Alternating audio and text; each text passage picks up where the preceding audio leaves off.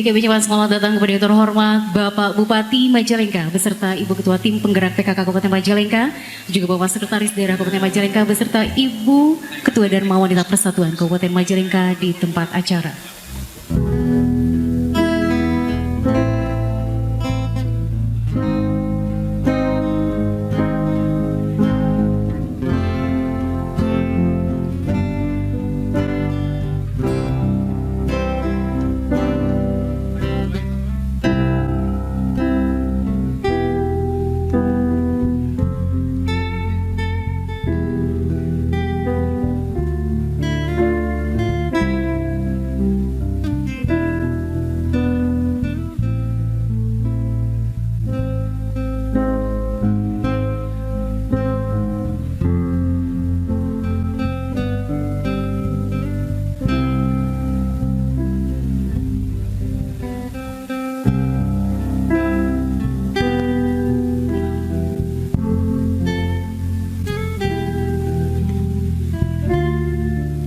Kami mohon dengan hormat kursi depan mangga kepada Kepala Perangkat Daerah masih kosong, boleh diisi terlebih dahulu.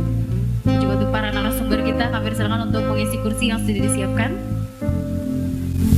Wakil Bupati Majalengka yang kami hormati, Ketua DPRD Kabupaten Majalengka yang kami hormati, Ketua Tim Penggerak PKK Kabupaten Majalengka yang kami hormati, Ketua Dharma Wanita Persatuan Kabupaten Majalengka, Limpahan taufik dan hidayahnya pada hari ini, Senin 30 Mei 2022, dalam hari bersama dalam acara launching Mekar Membara Masyarakat Bukan Menuju Majalengka Bagja Raja tahun 2022.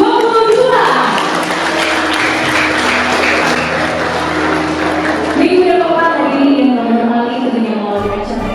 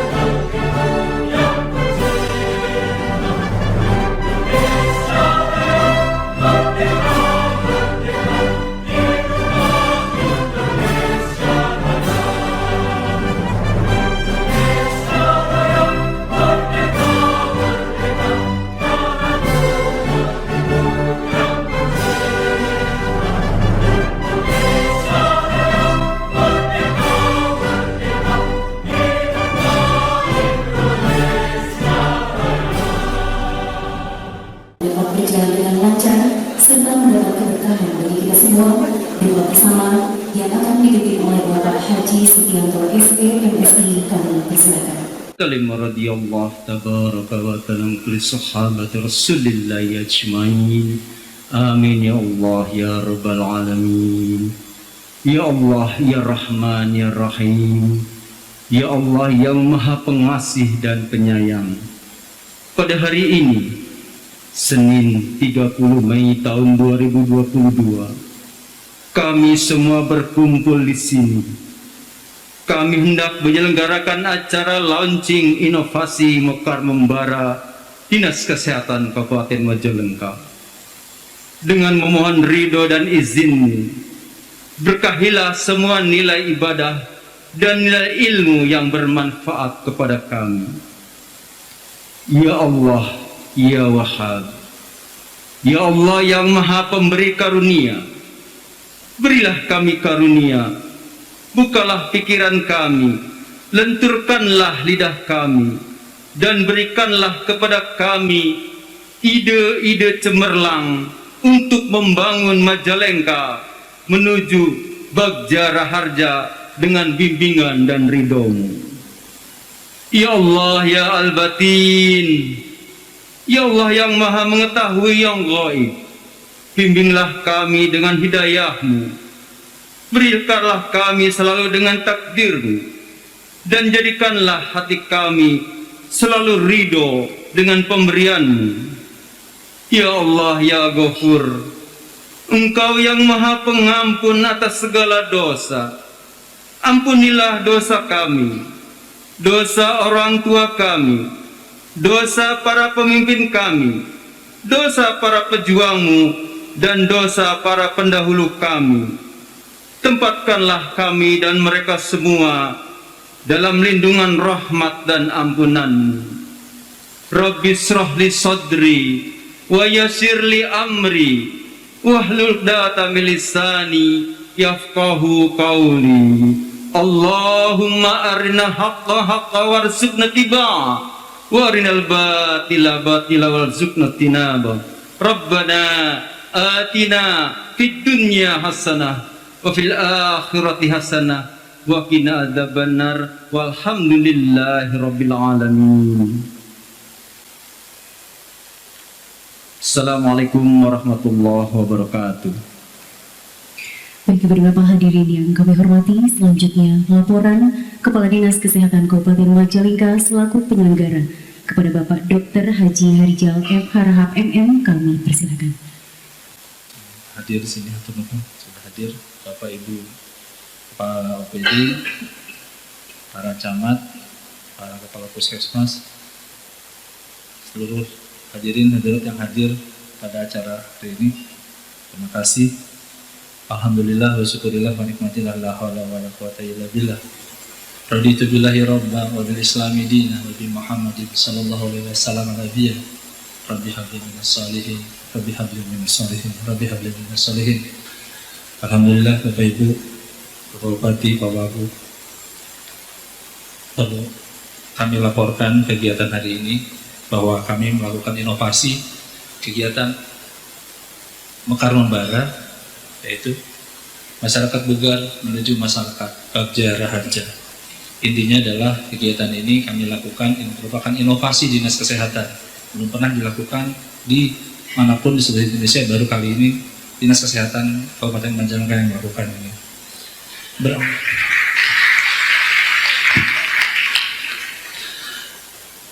Kami melakukan inovasi ini berangkat dari kekhawatiran yang terhormat Bapak Bupati pada banyak sekali pejabat-pejabat di lingkungan Pemda Kabupaten Majalengka yang mempunyai penyakit tidak menular, di mana penyakit tidak menular ini seperti hipertensi, penyakit jantung, diabetes mellitus, kanker dan lain-lain itu cukup besar, cukup banyak.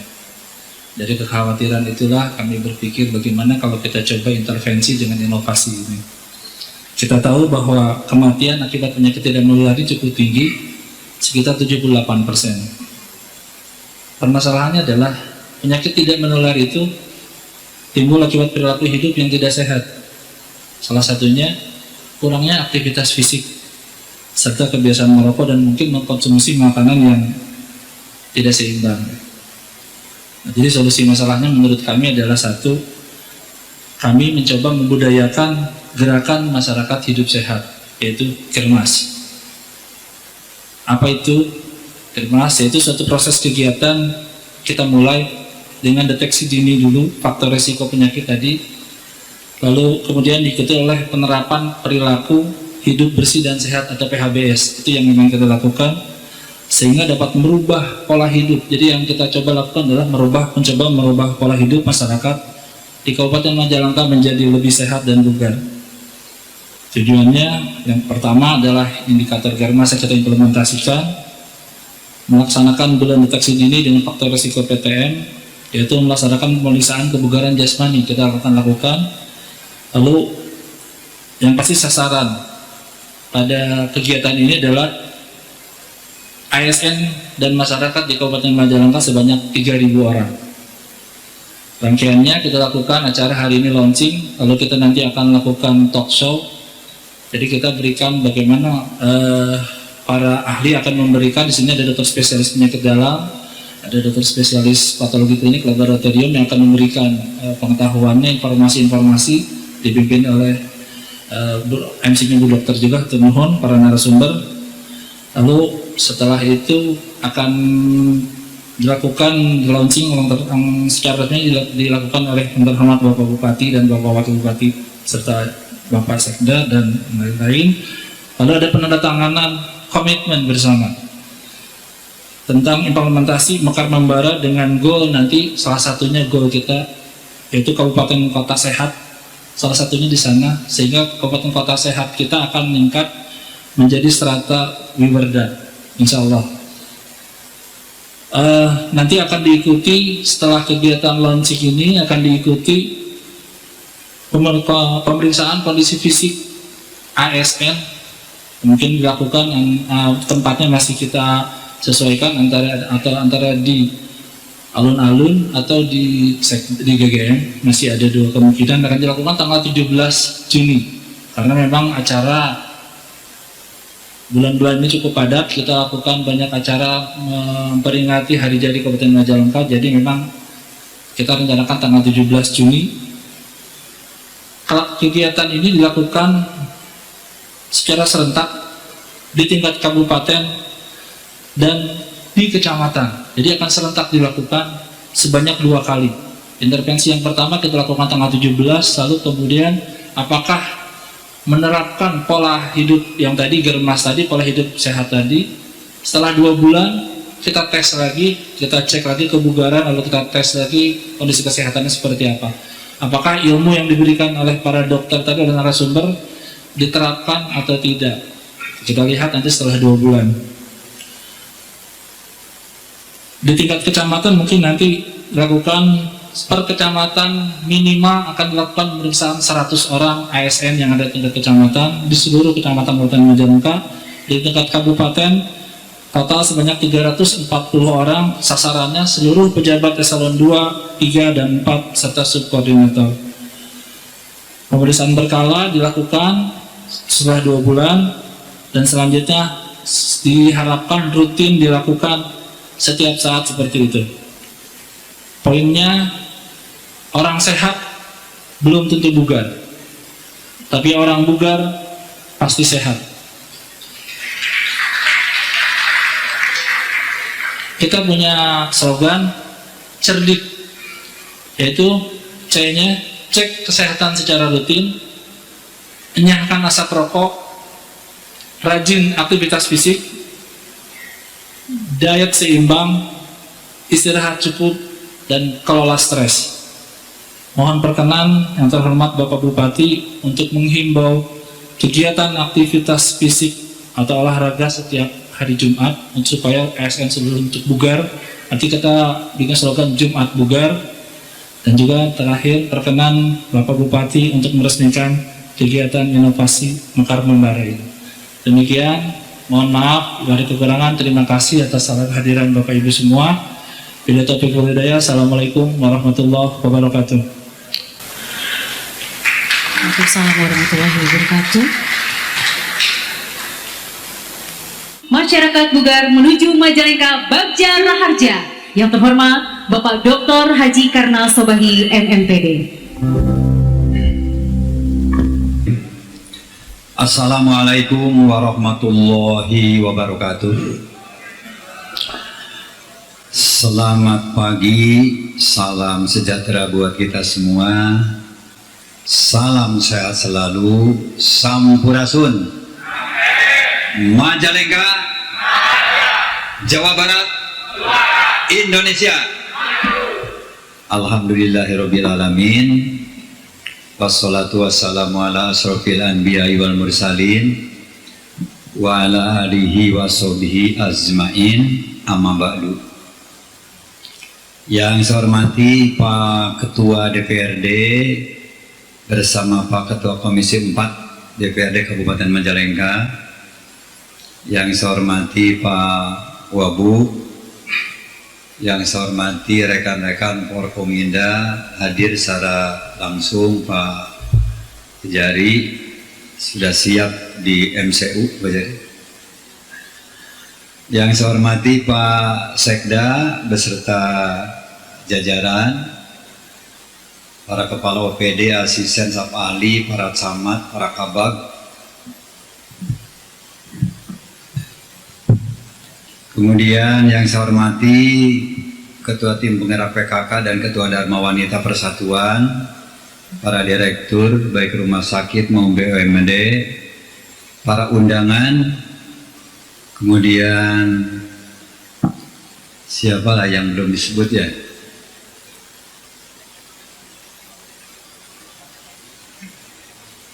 Camat sudah tadi berarti.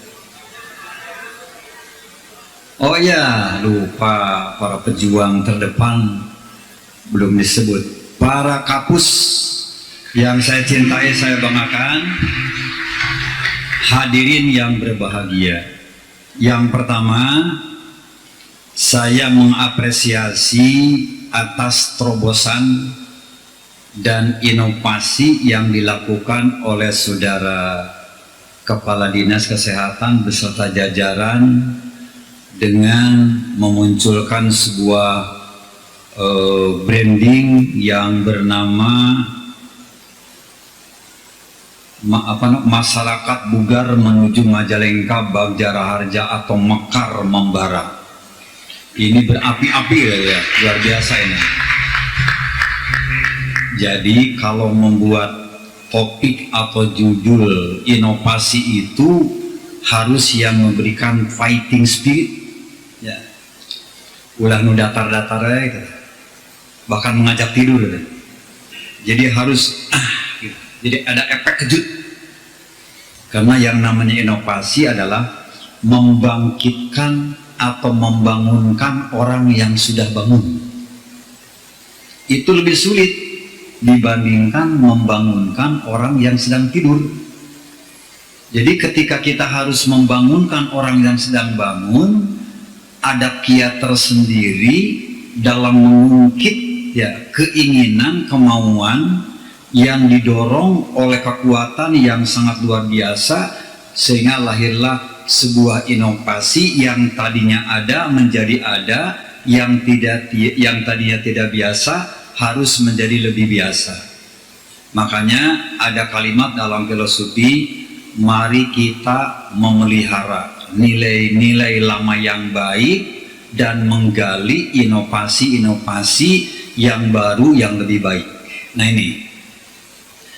Kemudian yang kedua, Pak Kadinkes ya, tentu apresiasi ini karena ini masuk kepada jajaran inovasi tingkat nasional, bahkan dari 128 urutan inovasi di Majalengka, ini urutan 3 besar kalau tidak salah, saya tahu ini ya, besar ya. Nah, mudah-mudahan ini bisa bisa berkompetisi di tingkat provinsi, di tingkat Jawa Barat. Namun saya menginginkan ini tindak lanjutnya Pak ya, di urang masuk aya istilah gebrak baralak rame nabae zaman baheula reboisasi penghijauan, 2 hari kemudian sudah tidak pada ada itu. Biaya besar, tapi hasilnya tidak bisa ditindaklanjuti. Makanya konsistensi dari inovasi ini harus betul-betul dijalankan. Kemudian yang kedua, nah ini yang tentu menjadi penting ini. Di tengah-tengah tuntutan masyarakat, ya, yang menghendaki adanya segera action dari pemerintah daerah untuk melakukan recovery di bidang kesehatan dan ekonomi. Nah ini mudah-mudahan bisa menjadi bagian dari itu ya, bagaimana upaya masyarakat yang harus kita berikan kepada mereka dengan langkah-langkah pemulihan kesehatan. Nah ini karena juga di sini banyak hadir teman-teman dari Puskesmas. Jadi dulu kita berjuang melawan virus begitu. Setelah itu tahap kedua kita berjuang juga untuk memperkuat imun rakyat dengan vaksinasi. Jadi yang paling repot di samping kita melawan COVID saat itu adalah harus pakai masker, jaga jarak, tidak berkerumun. Ini sudah strategi yang luar biasa. Kemudian vaksinasi, sekarang kita akan masuk kepada era pemulihan. Era pemulihan kesehatan dan ekonomi ini harus menjadi target-target operasi APBD 2022-2023. Ya, fokus ini.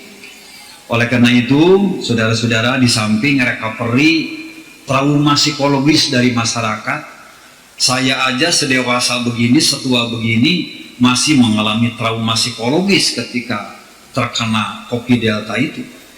Apalagi mungkin rakyat yang biasa, yang awam, ya nunggus ngapan hirup deui gitu kan, itu tidak bisa sederhana dengan pendekatan itu. Oleh karena itu kepada para dai saya sudah minta ya agar dalam dakwahnya itu adalah membantu menyembuhkan rakyat dari trauma psikologis. Jangan memberikan dakwah yang membuat pertentangan di masyarakat. Jangan membuat dakwah yang bisa membuat resah masyarakat. Jangan menyampaikan materi-materi dakwah yang membuat konflik di masyarakat. Tapi yang meredakan, yang menyejukkan, yang merekatkan rakyat. Ini butuh itu. Ya. Oleh karena itu ke MUI atau ke Persatuan Dai Majalengka, saya sudah minta itu. Di khotbah coba didirect ya, diarahkan agar materi-materi dakwah itu atau khotbah itu yang bisa mendorong, membangkitkan semangat hidup masyarakat. Oleh karena itu saya ingin mengajak kepada para kepala OPD, para camat, para kepala desa agar lebih fokus ya menghadapi tuntutan kebutuhan rakyat saat ini. Hati-hati dengan adanya pihak yang akan mengalihkan perhatian dari fokus ini. Apalagi saya dengan Pak Wabub ini masih punya tugas berat menuntaskan pertanyaan-pertanyaan yang diberikan oleh rakyat lewat RPJMD. Sudahkah kalian berdua memenuhi janji-janji politik? Sudahkah RPJMD yang disusun ini memenuhi standar skala prioritas rakyat? Makanya di skala nasional itu dimunculkan presiden 3 kali. Itu untuk mengalihkan perhatian dari masyarakat sedang menghadapi COVID-19 dialihkan kepada politik. Ya, saya minta fokusin karena rakyat lagi butuh itu sekarang ini. Belum butuh yang lain-lain. Butuh recovery kesehatan, butuh recovery ekonomi, dan butuh recovery trauma psikologis. Itu yang paling dinantikan oleh rakyat. Ya biasa kalau yang mengalihkan perhatian itu kan mencari-cari yang kelemahan-kelemahan. Itu sudah lumrah di dunia yang namanya dinamika demokrasi seperti itu. Mencari kekurangan-kekurangan. Ya. Akhirnya energi kita dihabiskan atau dihabisi oleh upaya-upaya memikirkan kekurangan dan kelemahan orang lain, sementara dia tidak pernah merasa bersyukur atas apa yang sudah dicapai atau yang diberikan Allah Subhanahu wa Ta'ala. Nah ini, makanya saya minta kepada para kepala OPD, gali tupoksi saudara-saudara. Apakah dalam 2020 ya RKPD saudara sudah tercapai belum? Dalam pertengahan 2020 dengan kondisi anggaran seperti ini, menjelang 2023 yang merupakan tahun final bagi saya dan Pak Wabub memenuhi janji dan kebutuhan rakyat. Makanya saya hanya berpikir siang malam apakah tercapai atau tidak. Karena siapapun yang namanya bupati mesti ingin bekerja yang terbaik untuk rakyatnya. Makanya saya tetap lurus, tetap kokoh, tetap kuat menghadapi apapun untuk segera mengendalikan keadaan masyarakat agar masyarakat terbangun suasana kondusif, nyaman, kemudian terpulihkan kesehatannya, terpulihkan ekonominya, terpulihkan trauma psikologisnya. Itu sesungguhnya Kalau kita pergi ke desa-desa, ke pelosok-pelosok, ternyata rakyat butuh itu. Butuh jalan yang baik. Bagus, Pak PUTR. Rakyat butuh jalan yang bagus. Anhun telah logak jeung berlobang. Pasti itu rakyat. Rakyat butuh rumahnya yang tidak layak huni, tidak huni. Bu Haji Ropaida. Itu. Rakyat butuh atau guru kepala sekolah butuh agar tidak tertimpa genting atau kayu yang sedang mengajar. Bu Lilis, kadisdik. Ya. Pak Iman, rakyat butuh dengan pupuk, dengan benih, dengan guide pertanian. Itu butuh itu. Ya. Rakyat belum butuh wacana-wacana yang muluk-muluk. Ya. Para puskesmas, ya, gebiarkan lagi puskesmas nganjang kaimah. Pak Kadinkes ya, segala itu disusul lagi, dijadwal lagi, sambil bawa vaksin. Barangkali ada yang sangka imutan begitu vaksin, gitu. Bu Erni, Pak Dokter Asep, rakyat butuh pelayanan rumah sakit yang nyaman. Ya. Jadi sebetulnya itu yang akan menarik perhatian rakyat itu. Rakyat tidak bisa dipaksa-paksa, dijejal-jejal dengan sebuah keadaan yang rakyat belum butuh. Rakyat butuh sembako, butuh rumah minyak, butuh minyak goreng yang murah. Ya. Nah ini, makanya para camat, para kepala desa, ya, saya ingin minta kita sepakat ini menjadi program-program prioritas. Ya. Dan kita setuju dengan itu, siapapun akan setuju. Makanya saya bertemu dengan pimpinan Majelis Ulama, tolong bantu kami, pimpinan ormas keagamaan yang punya jamaahnya, agar diledakkan suasana yang lebih fokus kepada 3 hal tadi. Kemudian yang berikutnya, saya ingin mengajak kepada saudara-saudara untuk menyikapi, ya, setiap dinamika dan perkembangan ini secara arif, secara bijaksana. Jangan terlampau reaktif kita menghadapi keadaan ini. Menghadapi orang marah, ya tidak harus dengan marah lagi. Pak Mahayu, orang. Ketika ada orang yang nangis, jangan ikut nangis lagi kitanya. Pak Mahayu, orang. Ketika ada orang yang butuh, jangan minta kepada yang tidak, ya, kepada yang membutuhkan, kita bantu. Itu jawaban yang benar, gitu kan? Nah, ini demikian juga kepada pihak-pihak yang mencoba ingin mengalihkan perhatian, kita ajak, yuk kita nikmati syukur yang ada dan mari kita perbaiki keadaan yang belum mapan, yang belum sempurna, itu aja. Kemudian yang berikutnya, Ibu dan Bapak, ya, secara realitas apa yang disampaikan oleh Pak Kadinkes itu bisa jadi benar. Ya, ketika saya menerima rekapitulasi daftar MCU atau data MCU baik camat, para kabag atau eselon 2, saya baca satu-satu tuh. Ya, karena itu hasil yang dilakukan adalah dengan pendekatan klinis ilmiah.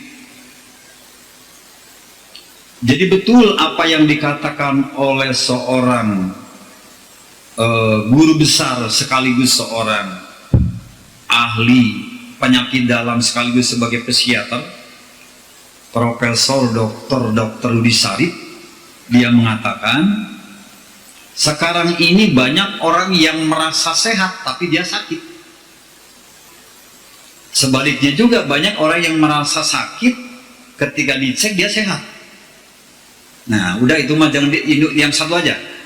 Banyak orang yang merasa tidak sakit atau sehat ketika dicek rombongan itu bintangnya. Ini bintang 1. Oh ini bintang 2. Oh ini bintang 3. Ya saya tanya sama ahli spesialis klinis tuh. Ya ini berarti Pak ada di atas batas normal. Ya, makanya betul ini. Ya. Di samping hasil medical check up yang dilakukan kemarin-kemarin ini, ya, dan hasilnya itu banyak yang di atas batas normal. Kalau saya mah pakai jari, tukang cek saya 3 bulan 4 bulan sekali saya cek darah saya, kolesterol saya, gula saya, TG saya, HDL, LDL, rasio LDL, HDL, kemudian pal jantung saya, pal liver saya, pal ginjal saya, asam urat, segala macam. Karena saya sadar usia saya bukan lagi usia kayak bapak-bapak, masih muda-muda. Saya harus mawas diri, harus tahu diri dengan kehidupan yang penuh dengan tantangan, terutama di bidang kesehatan. Nah, berangkat dari kesadaran itu saya rajin check up, saya rajin banyak bertanya ke dokter-dokter yang ada, di samping kepada dokter-dokter yang lebih ada dari sini. Nah, oleh karena itu, ya, kalau penyakit tensi tidak menular, ya, tapi mematikan kan? Mematikan. Penyakit apa lagi yang tidak menular? Diabetes menular tidak? Tapi merepotkan itu. Ya, merepotkan juga itu. Tidak menular. Ya. Saya tertular diabetes atau tensi dari Pak Agus. Kalau Pak Agus dulu menularkan kopi kepada saya. Ingat saja Pak Agus ya, tanggal 5 bersama-sama Bapak sudah panas dingin, saya sedang mencek untuk untuk ziarah di Pangeran Muhammad ya. Sabtunya saya kena, jadi sudah kena sana.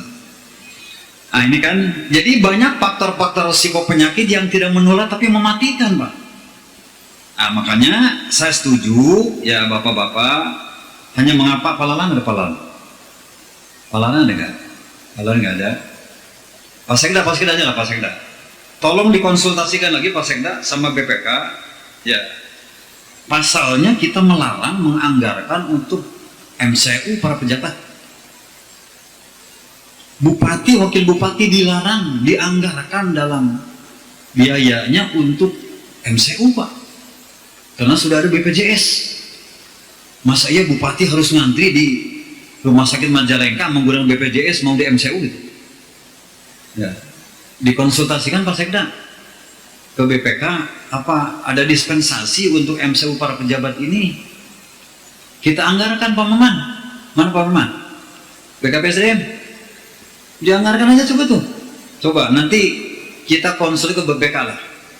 Ini mah bukan mengada-adakan tapi realitas. Saya ingin cek eselon 4, eselon 3B, eselon 3A, camat, kabam. Ya, eselon 2 dicek paling tidak setahun sekali atau maksimalnya setahun 2 kali. Kita ingin punya aparatur sipil negara yang sehat, yang tahu-tahu dia sudah meninggal dunia, ya itu memang meninggal dunia hak Gusti Allah yang ngatur, tapi kan ada ikhtiar kita, karena mungkin selama ini kita tidak konsisten dengan diri kita. Tadi itu merasa sehat, ketika dicek rombongan bintangnya dan tahu-tahu udah stadium sekian. Nah ini Pak Dr. Rijal yang tidak mau, saya tidak mau begitu Pak, karena saya masih ingin hidup ya.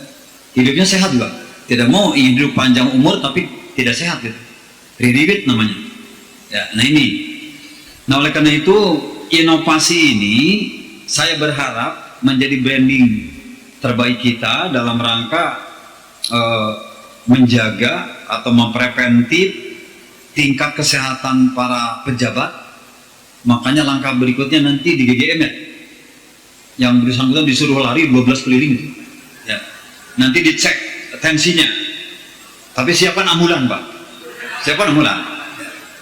Nanti suruh lari ya, karena saya juga Pak Sekda kalau dicek jantung itu disuruh lari di treadmill dengan speednya itu 8 Pak, kalori yang dihasilkan hampir 400 ya, dengan ketinggian itu 8, apa itu namanya yang suka naik tuh tangganya tuh, itu untuk mencek jantung saudara sehat atau tidak. Wah tidak, dalam 12 menit dengan kecepatan tinggi lari tidak memperlihatkan respon yang negatif pada reaksi jantung itu yang sehat Pak. Makanya nanti kita bawa lari di Panyawuyan di sana, lari jangan jalan kaki, lari gitu. Nah, ada yang nyampe atau tidak, atau di jalan harus pakai ambulan, itu lain masalah. Ya, jadi nanti Bapak langkahnya tadi kan di GGM kita cek dulu, suruh olahraga dulu, kita cek darahnya dulu berapa naiknya. Nah ini ulah sok era-era, aku ya wae gering mah, ya jangan malu-malu, supaya diobati nanti oleh yang ahlinya. Nah jadi saya ingin mengajak kepada para kepala OPD, para camat, para kabak, jujur kepada diri sendiri dengan kesehatan ini.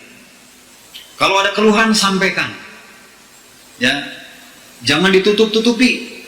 Ya ini kan kasus teman kita yang lebih mendahului kita 5 orang. Wah dia jawab saya sehat Pak, nggak terasa apa-apa, kuat Pak. Apapun makanan dimakan kecuali paku dan racun. Itu kan apa akibatnya? Nah, ini jadi mari kita jujur. Ini Mekar Membara ini akan membedah kondisi objektif yang lebih realistis daripada derajat kesehatan kita. Mudah-mudahan Pak Dr. Rijal ya ini bisa bermanfaat dan terus dijalankan, ditindaklanjuti, dan setelah ini nanti akan mendengarkan 2 narasumber agar diikuti saja dulu, nggak lama ya, saya juga akan ikut di sini. Akan 2 narasumber akan memberikan pengantar kepada kita, nanti actionnya di lapangan yaitu di GGM ya. Nah, berikutnya kita akan menjadwal lagi pada hari Jumat untuk diadakan kegiatan olahraga di masing-masing kantor nanti. Sok senam raharja ayat ya. Atau senam silahkan ya. Ya, pakai musik yang menarik. Setelah itu nanti siapkan bubur kacang atau bubur ayam di kantor masing-masing. Anggarkan mamin saudara-saudara. Gitu aja lah yang paling gampang ya. Gitu ya. Itu saja yang dapat saya sampaikan dengan mengucapkan Bismillahirrahmanirrahim. Launching masyarakat Bugar menuju Majalengka Raharja, Bagja Raharja atau Mekar Membara dengan resmi saya nyatakan dibuka. Sekian, terima kasih. Assalamualaikum warahmatullahi wabarakatuh.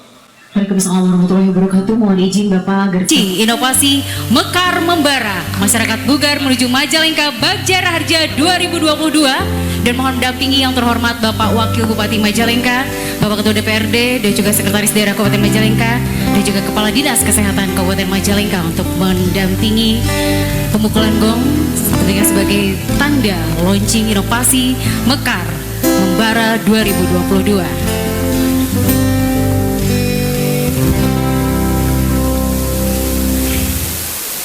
baik kita saksikan bersama kali ini ya pemukulan gong oleh yang terhormat Bupati Majalengka. Launching inovasi Mekar Membara 2022.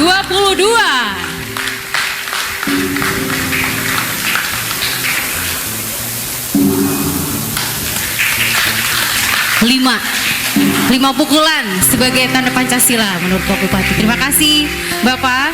Kita silakan kembali ke tempat.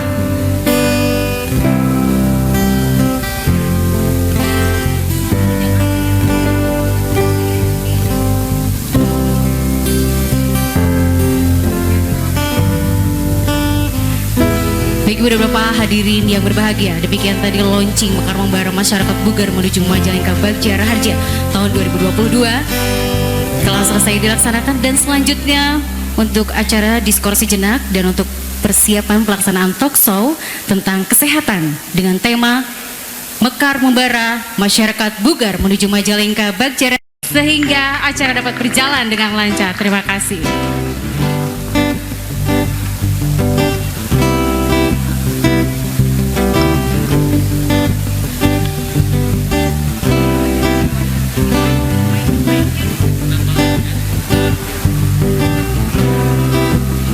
Kami panggil untuk moderator kita yang cantik sekali pada kesempatan berbahagia ini. Kita undang Ibu Dr. Lestari SPPA, kami persilakan. Ini menyelesaikan dengan yang disampaikan oleh protokol, direktur yang cantik, Bapak Ibu, Bapak-bapak ini terutama ya. Di balik kebugaran kita, jangan lupakan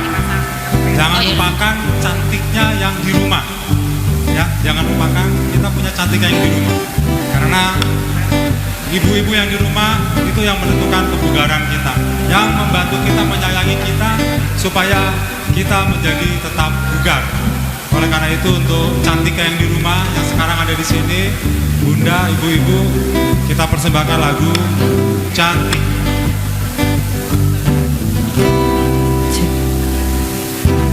Cantik.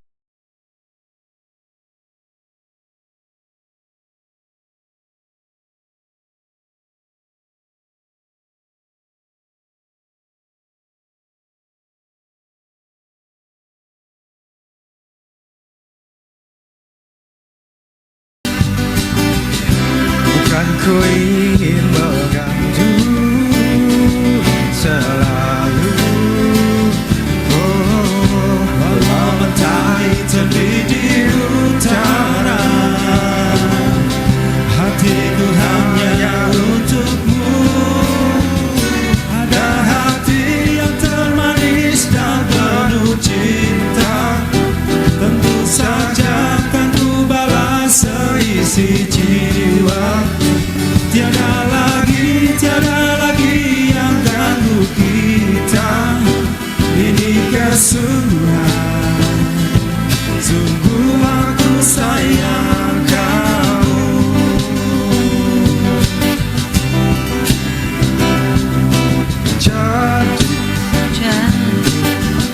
Bukan ku ingin mengganggumu, tapi apa arti merindu selalu.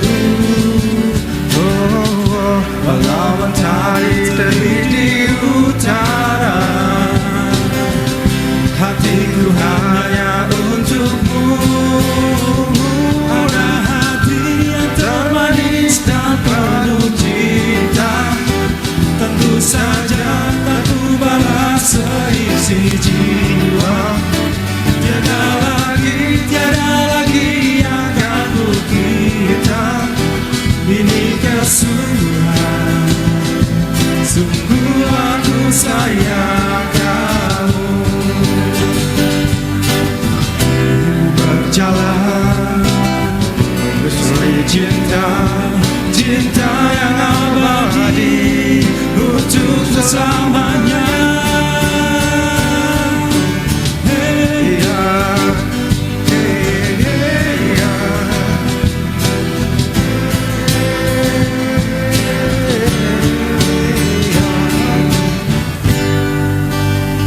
Dan penuh cinta, tentu saja kan ku balas seisi jiwa. Tiada lagi yang ganggu kita. Ini kesungguhan, sungguh aku sayang kamu. Yang penuh cinta, tentu saja kan ku balas seisi jiwa. Tiada lagi yang ganggu kita. Ini kesungguhan, sungguh aku sayang kamu. Baik, terima kasih. Walaupun saya lahir di Bandung, tapi sekarang saya sudah menjadi warga Majalengka. Ini sekarang saya memohon izin dulu kepada yang terhormat Bapak Bupati dan juga Bapak Wakil Bupati, saya mohon izin memulai. Iya, baik para hadirin sekalian, penyakit tidak menular berdasarkan data riset Badan Penelitian dan juga Pengembangan Kementerian Kesehatan yang telah bekerja sama dengan Institute Health Mental Evaluation. Ternyata data penyakit tidak menular ini meningkat sangat pesat. Dari angka 39,8% meningkat pesat menjadi 69,9%. Sekali lagi, penyakit ini memang tidak menular, tapi cukup mematikan. Karena tadi yang telah dikatakan oleh Kepala Dinkes bahwa penyakit tidak menular ini menyumbang kematian sekitar 78,9%. Jadi ini cukup menjadi perhatian yang lebih bagi masyarakat seperti itu. Dan pada kesempatan kali ini saya mengundang yang terhormat Bapak Kepala Dinas Kesehatan Kabupaten Majalengka, Dr. Harizal Harahap, silakan maju ke depan sebagai pemegang inovasi Mekar Membara ini. Mohon tepuk tangannya. Terima kasih. Dan pada kesempatan kali ini juga telah hadir di tengah-tengah kita narasumber yang telah ahli di bidangnya. Narasumber yang pertama, saya bacakan dulu CV-nya. Beliau adalah Dr. Dodi M. Turmuzi, spesialis penyakit dalam. Beliau dilahirkan di Cirebon pada tanggal 28 April 1977, beralamat di Palaga. Riwayat pendidikan SD SMA di Cirebon dan dokter umum di Fakultas Kedokteran Universitas Pajajaran, dan menempuh spesialis di Universitas Pajajaran. Sekarang beliau menjadi spesialis penyakit dalam di Rumah Sakit Umum Daerah Majalengka, Ketua Instalasi Gawat Darurat di RSUD Majalengka, dan juga Ketua Komite Program Pengendalian Resistensi Antibiotik di RSUD Majalengka. Baiklah, kita panggilkan kepada yang terhormat Dr. Dodi, silakan naik ke atas panggung.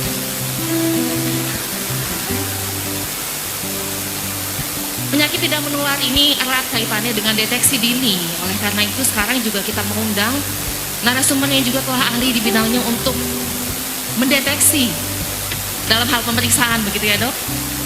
Saya bacakan CV-nya. Beliau adalah Dr. Magda Herestiani Gurasim, spesialis patologi klinik. Beliau dilahirkan di Bandung tanggal 24 Januari 1982. Pendidikan menempuh pendidikan SD SMA di Majalengka dan dokter umum di Fakultas Kedokteran Maranatha, spesialisasi di Fakultas Kedokteran Unpad, dan saat ini beliau sebagai penanggung jawab laboratorium di Rumah Sakit Umum Daerah Rumah Sakit Cideres dan sebagai penanggung jawab di Lab Prodia Cideres. Baiklah, kita panggilkan yang terhormat Dr. Magda, silakan. Silakan dok.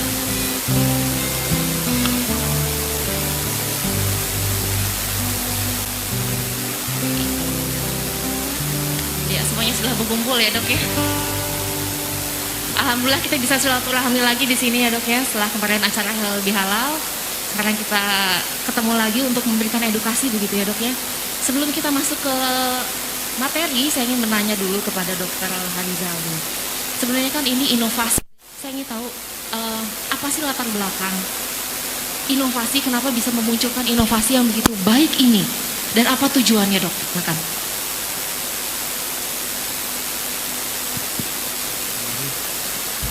Tadi Pak Wabub, sebetulnya tujuan kami berangkat dari apa ya, gundah gulisahnya terhormat Bapak Bupati, Pak Wabub, Pak Sekda, melihat banyaknya para pejabat, terutama di tadi seperti Bapak Bupati bilang, para pejabat, ASN, dan masyarakat umum itu yang menderita penyakit tidak menular.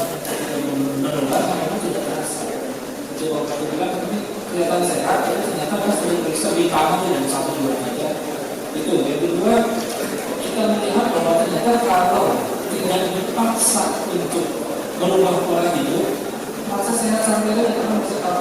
Kecuali kalau sudah sakit, baru dalam pemeriksaan ini kita coba sebelum sakit kita rubah pola hidupnya, bagaimana cara berpola hidup. Ada sudah, kemudian kita periksa juga laboratoriumnya, cek tensi, cek nadinya, laboratorium kolesterol, lalu dia gulanya seperti apa. Setelah ketahuan, apakah bisa mengubah pola hidup? Ini sudah ada, sarannya sudah kita siapkan bahwa itu diubah di dalam itu yang kita sarankan. Sehingga apabila ketuanya ini sudah baik, maka akan dicontoh jadi beliau oleh anak buahnya dan menjadikan masyarakat Majalengka ini menjadi masyarakat yang muda. Ini juga maksudnya kita mengemas acara ini tidak secara medis banget, gara-gara santai. Lalu kita juga mengundang terhormat Ibu Ketua TKK Kabupaten dan juga karena siapa tahu ibu ini akan mencoba mengawal para suaminya asn ini supaya menerapkan pola hidup sehat. Itu betul. Iya betul banget ya, karena ibu itu sesuatu ya di rumah yang punya ibu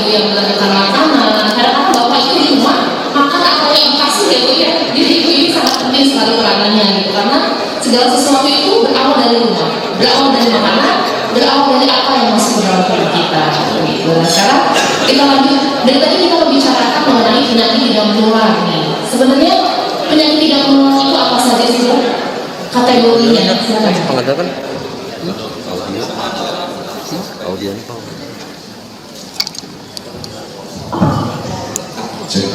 Bismillahirrahmanirrahim. Terima kasih. Yang jelas kalau dari katanya sudah sangat jelas ya, bahwa itu adalah penyakit tidak menular. Tapi tidak mungkin kalau ada satu orang yang menderita penyakit tidak menular, kemudian berdekatan dengan orang yang sehat, penyakitnya pindah ke orang itu nggak mungkin. Itu secara nah, penyakit metabolik ini ya kita kenal semua lah, diabetes, hipertensi, ya. Tapi sebelum mengarah ke sana sebenarnya sudah ada faktor risiko ya. Seseorang untuk bisa kena menjadi hipertensi, untuk bisa kena menjadi diabetes itu tidak ujuk-ujuk gitu istilahnya. Ada faktor risiko yang harus diwaspadai. Nah, harapannya dari momen hari ini kita tidak terlambat dalam mendiagnosis atau mendeteksi adanya penyakit metabolik dalam diri kita, yaitu dengan memperhatikan diri kita adakah faktor risiko yang sekiranya berpotensi untuk kemudian berkembang menjadi penyakit tersebut.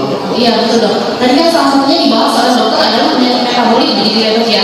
Salah satunya adalah penyakit yang mungkin agak sering kita dengar ya bapak ibu ya, penyakit gula. Betul ya. Nah sebenarnya penyakit gula itu penyakit seperti apa sih? Itu dan apa penyebabnya? Misalkan kita makan gula terlalu banyak nih, bisa jadi penyakit gula. Gitu. Atau kita makan seperti apa? Apa itu khusus penyakit atau apa seperti itu pak? Betul nggak seperti itu dokter? Ya. Jadi ini memang penyakit gula ini masih menjadi keprihatinan kita semua ya. Kami sebagai klinisi juga sangat prihatin karena satu penyakit diabetes ternyata Indonesia punya prestasi. Luar biasa ya prestasinya ya penyakit gula. Prestasi yang tidak layak dibanggakan ya. Prestasi yang membuat kita prihatin yaitu bahwa tahun 2020 ini peringkat Indonesia untuk penderita diabetes naik dari tingkat ke-8 yaitu peringkat ke-5 dari seluruh dunia. Jadi naik 3 tahap ya dok ya, jadi harus menjadi waspada gitu bagi kita juga ya. Tapi yang jadi permasalahan adalah apakah memang ini gambarannya sebenarnya di masyarakat atau tidak, seperti tadi disampaikan oleh Pak Bupati maupun oleh Pak Kepala Dinas bahwa banyak orang yang merasa sehat tapi ketika dicek itu ternyata terkena gitu. Karena kriteria seseorang merasa punya penyakit diabetes atau tidak itu berbeda antara masyarakat awam dengan kriteria medis. Jadi ada penelitiannya bahwa rata-rata kalau dari pengakuan itu angkanya sekitar di 8%, tapi ketika dilakukan pengecekan itu angka dan disesuaikan dengan kriteria diabetes itu naik dari 12%. Oh gitu ya. Jadi ada 4% yang nggak ngaku jadi penderita. Gitu dok. Jadi tadi terkait dengan cara pengecekan gula nih, kita bahas satu ya. Cara pengecekan gula itu seperti apa sih? Kita ngobrol dengan dokter Magda, silakan dok. Mungkin rata-rata di sini misalkan rata-rata usia 20 tahun, bagaimana cara mengecek darah untuk gula? Apakah misalkan rutin sebulan sekali? Atau misalkan bapak ibu punya di rumah punya alat cek gula sendiri bisa? Apa harus pergi ke lab? Seperti apa dok? Ya baik, terima kasih. Jadi memang betul pelayanan itu salah satunya memang untuk diagnosis, untuk monitor terapi, dan juga yang paling penting itu untuk screening atau penapisan. Jadi sebetulnya ada individu kelompok yang memang berisiko tinggi. Misalnya bapak ibu yang memiliki indeks massa tubuhnya lebih dari 23 gitu ya, atau punya keturunan orang tua langsung di orang tuanya punya penyakit DM, atau ibu-ibu yang dulu pernah melahirkan bayinya besar lebih dari 4 kilo, atau dulu waktu hamil pernah gula darahnya tinggi, atau punya penyakit jantung. Nah itu sebaiknya disarankan langsung melakukan screening. Jadi screening itu dilakukan tanpa ada gejala dulu gitu. Karena sebetulnya kalau berangkat ya dok, DM itu ada tingkatannya, ada yang normal, prediabetes sama diabetes. Yang paling penting itu kalau sebetulnya sebetulnya mencegah gitu ya dok ya, pada saat seseorang masih dalam tahapan prediabetes, sebetulnya masih bisa dikoreksi dalam tanda kutip gitu, mungkin dengan modifikasi diet, gaya hidup gitu, supaya tidak langsung berarah gitu ya. Karena kalau dari penelitian, gejala-gejala yang khas DM itu timbulnya kalau sudah jatuh ke tahapan DM gitu.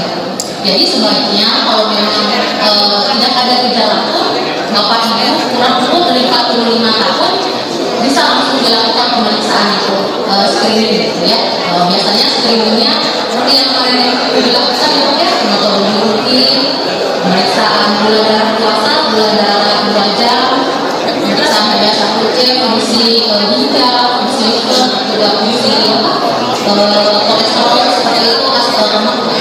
Dari situ Bapak Ibu bisa langsung melihat kriteria mana Bapak Ibu maksudnya, apakah masih normal, prediabetes atau sudah diabetes. Karena nanti klinisnya itu pasti akan beda penekatannya gitu ya. Kalau normal mungkin bisa diulang ya 3 tahun kemudian. Tapi kalau misalnya pada diabetes nanti ada modifikasi, lain halnya kalau sudah jatuh ke dalam diabetes nanti bagian dokter yang tertes seperti itu. Iya, untuk ceknya sendiri nih dok, tadi apakah boleh cek yang sekali waktu? Misalkan punya alat di rumah ya, Bapak Ibu punya alat di rumah, apakah boleh dicek di rumah saja? Atau misalkan harus tetap lab, datang pergi ke lab? Ya sebetulnya kan banyak dijual ya Bapak Ibu stick untuk pemeriksaan glukosa yang Bapak Ibu bisa kerjakan di rumah yang dari tangan gitu. Kalau di pedoman sebetulnya itu masuknya ke pemantauan glukosa darah mandiri. Itu ditujukan utama untuk pasien-pasien yang sudah mendapat terapi insulin. Jadi kalau untuk di awal untuk screening sebaiknya disarankan pemeriksaan gula darahnya yang puasa dan yang 2 jam setelah puasa. Datang ke laboratorium seperti itu. Jadi kegunaannya lebih ke pemantauan. Kalau yang penyakit itu untuk di rumah. Kalau Bapak Ibu dapat terapi insulin, itu kan obatnya kan macam-macam ya, ada yang minum, ada yang juga disuntik insulin. Itu lebih ke pemantauan di rumah. Tapi kalau untuk awal penegakan diagnostik disarankan harus datang ke laboratorium. Jadi yang darahnya dari yang dari disebutkan dari darah. Jadi sebenarnya untuk screening itu boleh, tapi lebih baik datang ke rumah sakit untuk lebih holistik seperti itu ya dok ya. Nah, untuk berbagi majalah sendiri dok, untuk penyakit diabetes atau penyakit gula ini bagaimana sih beban yang digunakan? Apakah lebih banyak menghabiskan dana atau seperti apa dok? Untuk penyakit gula ini dan penyakit tidak gula ini. Ya, sebetulnya untuk penyakit gula atau yang lain diabetes itu untuk pengobatan diabetes sebetulnya sudah banyak. Ini menghabiskan anggaran terutama dari BPJS. Hampir 75% lebih anggaran BPJS itu dihabiskan karena penyakit-penyakit yang diakibatkan oleh diabetes atau oleh cuci darah. Itu yang stadium akhir daripada diabetes sudah terkena darah ginjal kronis, itu hampir 50% anggaran BPJS itu harus. Mungkin dari teman-teman BPJS sekarang. Dan karena itu mungkin sebetulnya kalau kita cegah penyakit ini, baik nanti dari anggaran negara maupun anggaran pribadi masing-masing untuk penanganan kesehatan itu jauh lebih murah costingnya dibanding ini kalau kita sudah jatuh ke dalam diabetes lalu kita harus mengobati. Harga insulin sekian, harga obat sekian, kalau kita mengubah gaya hidup seperti tadi, enggak mungkin akan jauh lebih. Iya, gitu. Jadi sakit itu mahal, tapi sehat lebih mahal lagi. Jadi lebih baik mencegah daripada mengobati. Nah, tadi kan disinggung lagi masalah makanan nih pada intinya ya, untuk masalah gula, kemudian untuk masalah tekanan darah tinggi. Dan sebenarnya pola hidup mahal yang seperti itu seperti apa sih dok? Yang nyata yang bisa kita aplikasikan sehari-hari. Makan pagi seperti apa? Makan siang seperti apa? Makan malam seperti apa? Snacknya seperti apa? Seperti itu ya. Biar langsung kita aplikasikan ya, kita udah ada itu mereka sih ya. Sebelumnya mungkin saya ingin menyampaikan satu karakteristik khas Asia ya, yang ini berbeda dengan ras Asia itu berbeda. Dan ini kembali memprihatinkan juga, memprihatinkan yang ringan, tapi potensi atau risiko untuk terjadinya penyakit metabolic itu bahwa rata-rata orang Asia itu yang obesitas, yang overweight itu lebih kecil angkanya dibandingkan dengan orang Eropa. Tetapi potensi untuk menjadi penyakit metaboliknya lebih tinggi. Makanya kemudian kenapa patokan indeks massa tubuh pada orang Asia itu lebih rendah dibandingkan orang Eropa. Kalau orang Eropa patokannya di atas 25 itu baru dikatakan berat badan lebih. Tapi kalau untuk Asia itu 23, sedang maksudnya overweight. Ya, termasuk juga lingkar perut. Ya, ukuran lingkar perut pada Asia itu patokannya adalah maksimal laki-laki 90 cm dan perempuan 80 cm. 90 sampai 80 Bapak boleh diukur dulu ya. Jadi itu menjadi salah satu parameter untuk sindrom metabolik. Sindrom metabolik itu adalah kondisi yang harus kita waspadai, yang berpotensi untuk menjadi timbulnya penyakit metabolik ya. Tadi lingkar perut, kemudian indeks massa tubuh, kemudian kadar trigliserid harus kalau sudah lebih dari 150 itu hati-hati waspada. Tekanan darah di atas 140/90 itu harus waspada. Kemudian LDL untuk LDL di atas 100 itu juga harus waspada. Kemudian kadar HDL untuk laki-laki di bawah 40, yang perempuan di bawah 50 itu sudah masuk kriteria sindrom metabolik. Kalau ada 3 di antara kriteria 3 tadi yang ada pada diri kita, maka itu sudah masuk dalam sindrom metabolik. Dan memang ini erat kaitannya dengan pola makan. Makanya di dalam semua panduan baik untuk terapi metabolik itu tidak ada yang fokusnya hanya di obat, tidak ada. Ya, semuanya harus dilakukan secara komprehensif, baik dari sisi mengatur pola makannya, pola aktivitasnya, dan juga baru kemudian obat. Jadi akan sangat tidak optimal kalau kemudian pencegahan ataupun pengobatan hanya mengandalkan dengan obat. Nah, pola makan seperti apa yang harus kita perhatikan? Tentunya adalah pola makan yang sebenarnya Kemenkes sudah memberikan panduannya untuk pola makan ini adalah pola makan yang seimbang, bukan menteri masyarakat. Masyarakat sebelumnya itu zaman dulu, zaman kita SD. Kalau sekarang itu pola makan sehat yang berimbang. Yang intinya adalah di sana semua komponen makanan yang dibutuhkan oleh tubuh kita ada di dalamnya. Ada karbohidrat, ada protein, kemudian ada sayuran, ya, kemudian juga ada lemak. Cara memasaknya gimana nih dok? Harus kita aplikasi untuk ibu-ibu mungkin ya, dan bisa tahu itu cara memasaknya seperti apa sih untuk menghindari kolesterol yang tinggi, gula yang tinggi, betul ya Bu ya? Asam urat yang tinggi. Jadi seperti apa cara memasaknya dok? Apakah digoreng, dikukus, misalkan? Atau bisa digoreng dengan garing sedikit? Digoreng dengan minyak? Atau seperti apa dok? Jadi prinsipnya adalah satu, kebutuhan kalorinya tidak boleh lebih dari kebutuhan kalori yang dibutuhkan oleh badan kita. Nah, saya juga tahu kebutuhan kalori. Kebutuhan kalorinya gimana? Kalorinya pertama harus kita tahu dulu berat badan ideal kita harusnya berapa. Nah ini agak hitung-hitung ya, hitungnya adalah berat badan ideal kita adalah 90% dikali tinggi badan dikurangi 100. Jadi kalau tinggi badan 170 berarti 170 dikurangi 100, 70 kali 90%, 54 ya. Jadi kalau yang 63, jadi kalau yang tinggi badannya 170, 63 satu ya, biasanya 10% lah, berarti sekitar 70 kilo masih boleh maksimal ya. Jadi yang berat badannya 170, 70 kilo. Nah, nanti kebutuhan kalorinya dihitung dari berat badan ideal tersebut. Jadi kalau kebutuhannya berapa? Kebutuhannya adalah 30 kilokalori per kilogram berat badan ideal. Jadi tadi kalau kita hitung berat badan idealnya 70, berarti dikali 3, berarti dalam sehari asupan kalori kita tidak boleh lebih dari 2100 kilokalori. Nah yang dituliskan memang ada lebihnya ketika mengkonversi kalori itu bukan dalam bentuk makanan. Tidak gitu ya. Gitu. Tapi kalau secara simpelnya sih gini lah. Secara simpelnya kita kurangi karbohidrat. Simpelnya seperti itu. Tidak perlu dulu ya, tapi kurangi karbohidrat, kurangi garam, kemudian kurangi minyak teri, kemudian kurangi gula. Sebenarnya simpelnya seperti itu ya. Nah, ini juga yang kadang banyak mitos yang berkembang di masyarakat yang kurang tepat.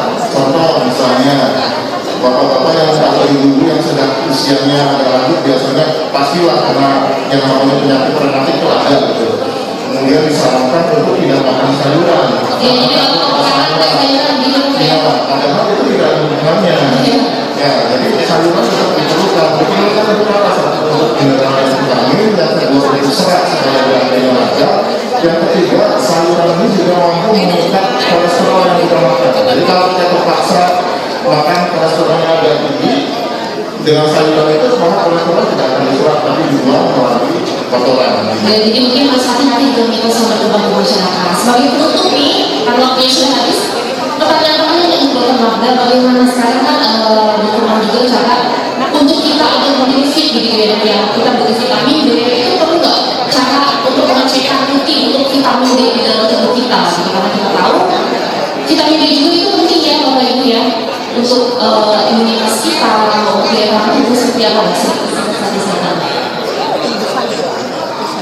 Ya, jadi sebetulnya vitamin D itu memang sudah lama gitu, tapi selama 1-2 tahun terakhir waktu COVID ini jadi lebih booming gitu ya, lebih waktu lebih perhatian sama vitamin D. Jadi itu memang ada penelitian-penelitian yang menunjukkan bahwa vitamin D itu dia berperan besar terhadap imunitas daya tahan tubuh. Makanya sejak mulai COVID ini terkenal dalam tanda kutip, pemeriksaan vitamin D itu lebih banyak karena disebutkan bahwa pada vitamin D yang rendah itu akan mempengaruhi ke sistem imun. Sebetulnya kita itu kan di Indonesia itu sudah dikaruniai dengan misalnya yang banyak gitu ya, tapi kan kita karakteristiknya beda gitu ya dok ya. Kalau kita sih di sini lebih banyak menghindari sinar matahari. Walaupun memang vitamin D itu, jadi rata-rata penelitiannya memang orang Indonesia itu efisien, kurang ada vitamin D-nya. Jadi memang bukan merupakan suatu pemeriksaan yang rutin diperiksakan, tapi apabila Bapak Ibu memang memerlukan gitu ya, bisa diperiksakan untuk melihat kira-kira bagaimana nih perannya terhadap status imun. Ada yang suka atau tidak gitu ya. Kalau misalnya efisien, ini bisa ditambah dengan asupan suplemen vitamin D gitu. Tapi juga harus hati-hati karena nanti juga ada batas toksisitas, ada batas atas gitu. Jadi memang intinya sebelum Bapak Ibu minum obat atau misalnya menambah suplemen, memang sebaiknya diperiksakan dulu. Jadi kita sudah tahu dulu di badan kita itu apakah memang perlu tambahan ataupun tidak gitu. Kalau memang kurang bisa ditambah, tapi kalau memang sudah cukup, enggak ada terakhir sering-sering berjemur pagi juga pakai vitamin D lewat makanan juga sebelumnya bisa. Tapi yang hati-hati kalau jumlahnya sudah berlebih jangan nanti kita kasih vitamin. Mereka sekarang lagi banyak ya vitamin D diambil, jadi disesuaikan ini ya, disesuaikan dengan kebutuhan kita. Baik Bapak Ibu sekalian, nampaknya waktunya telah habis. Ini sedikit saya simpulkan bahwa untuk penyakit tidak menular ini kita harus mengetahui sejak dini deteksinya, dimulai dari pola makan, kemudian aktivitas. Nah, semakin kita mengetahui apa bahaya dan juga dampaknya, diharapkan kita akan semakin waspada untuk menghindari penyakit tidak menular tersebut. Karena sekali lagi, penyakit tidak menular itu memang tidak ditularkan, tetapi cukup mematikan. Baik, saya undur diri. Mohon maaf apabila ada kekurangan karena kesempurnaan hanya milik Allah Subhanahu wa taala. Wabillahi taufiq wal hidayah. Wassalamualaikum warahmatullahi wabarakatuh.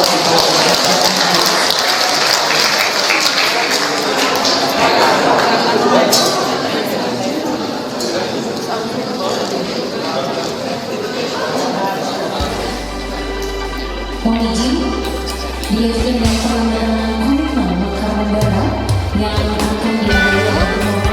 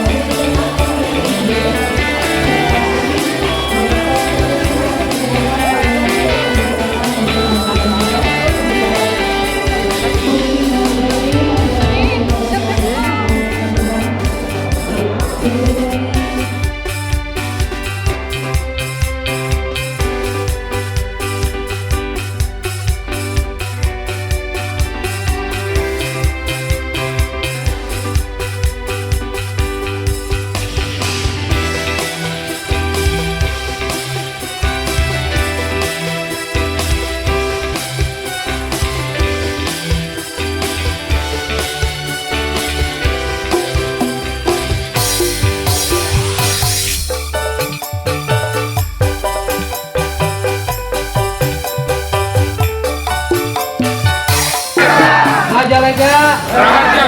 Sekali lagi Pak, Majalengka Raharja.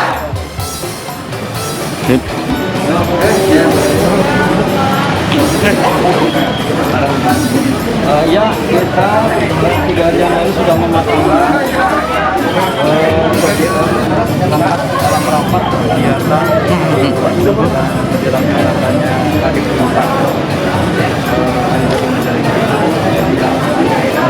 Mungkin Pak bisa nabrak.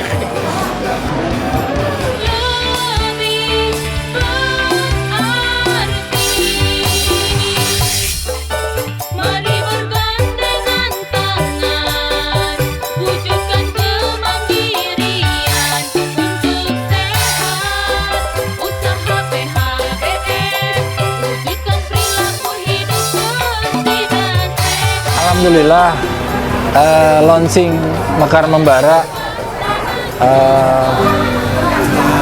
sudah selesai dilakukan oleh Pak Bupati. Terima kasih kepada seluruh pihak yang terlibat, kepada teman-teman di Dinas Kesehatan, luar biasa, Pak Sekdis, teman-teman Pak Kabid, Ketua Panitia, teman-teman pejabat struktural, fungsional, semua luar biasa. Sponsor dari BJB, terima kasih. Teman-teman yang dari Perindak, Dinas Perindak yang tergabung dalam band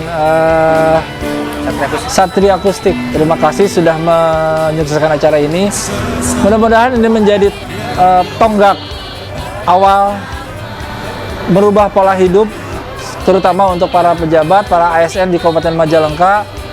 Pola hidup yaitu pola hidup bersih dan sehat dengan germas, silakan masyarakat sehat, sehingga kita bisa melakukan aktivitas fisik dan mereduksi penyakit tidak menular, sehingga betul-betul yang dikhawatirkan oleh yang terhormat Bapak Bupati ini bisa sedikit banyak dieliminir dan bisa dikurangi. Mudah-mudahan inovasi kami ini bisa berkesinambungan, berkelanjutan, dan akan meluas di seluruh masyarakat Kabupaten Majalengka, khususnya para ASN Kabupaten Majalengka. Insya Allah Majalengka Bagja Raharja. Majalengka Raharja. Mekar Membara Luar biasa.